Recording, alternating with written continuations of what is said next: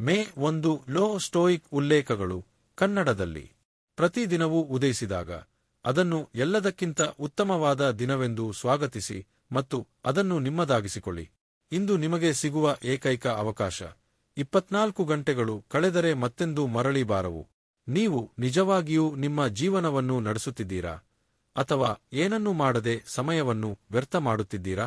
Stoic ಪರಿಹಾರವೆಂದರೆ ಓಡಿಹೋಗುವುದನ್ನು ಹಿಡಿದುಕೊಳ್ಳಿ, ವಿಚಲಿತರಾಗುವುದನ್ನು ಬಿಟ್ಟು ಒಂದು ಉದ್ದೇಶಕ್ಕಾಗಿ ಶ್ರಮಿಸಿ. ಇದೀಗ ನಿಮ್ಮ ಅತ್ಯುತ್ತಮ ಆವೃತ್ತಿಯಾಗಿರಿ. ಬದುಕಲು ನಾಳೆಗಾಗಿ ಕಾಯಬೇಡಿ, ಇಂದನ್ನು ನಿಮ್ಮದಾಗಿಸಿಕೊಳ್ಳಿ. ಇಂದು ಮುಗಿಯುವ ಮೊದಲು ನೀವು ಏನನ್ನು ಸಾಧಿಸುವಿರಿ? ಕೆಳಗೆ ಕಾಮೆಂಟ್ ಮಾಡಿ. ಮೇ 2 ಲವ್ ಸ್ಟೋಯಿಕ್ ಉಲ್ಲೇಖಗಳು ಕನ್ನಡದಲ್ಲಿ. ಗುರಿ ಇಡದಿದ್ದರೆ ಬಿಲ್ಲುಗಾರನು ಗುರಿಯನ್ನು ತಪ್ಪಿಸುವುದು ಖಚಿತ. ನೀವು ಕೂಡ ಕತ್ತಲಲ್ಲಿ ಬಾಣ ಬಿಡುತ್ತಿದ್ದೀರಾ?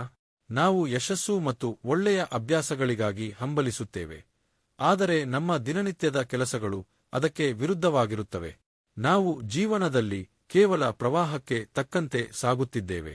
ಎಪಿಕ್ಟೆಟಸ್ ಹೇಳುತ್ತಾರೆ, ಮೊದಲು ನೀವು ಎಂತಹ ವ್ಯಕ್ತಿಯಾಗಬೇಕೆಂದು ನಿರ್ಧರಿಸಿ, ನಂತರ ಅದಕ್ಕೆ ಬೇಕಾದ ಕೆಲಸವನ್ನು ಮಾಡಿ. ಸ್ಟೋಯಿಸಿಸಂ ಎಂದರೆ ಕೇವಲ ದೊಡ್ಡ ಆಲೋಚನೆಗಳಲ್ಲ, ಇದು ನಿಮ್ಮ ಆದ್ಯತೆಗಳನ್ನು ಗುರುತಿಸಿ ಅವುಗಳನ್ನು ತಲುಪಲು ಉಳಿದೆಲ್ಲವನ್ನೂ ತ್ಯಜಿಸುವ ಬಗ್ಗೆಯಾಗಿದೆ. ಇಂದು ನೀವು ಸಾಧಿಸಬೇಕೆಂದಿರುವ ಒಂದು ಗುರಿ ಯಾವುದು? ಕಾಮೆಂಟ್ನಲ್ಲಿ ತಿಳಿಸಿ.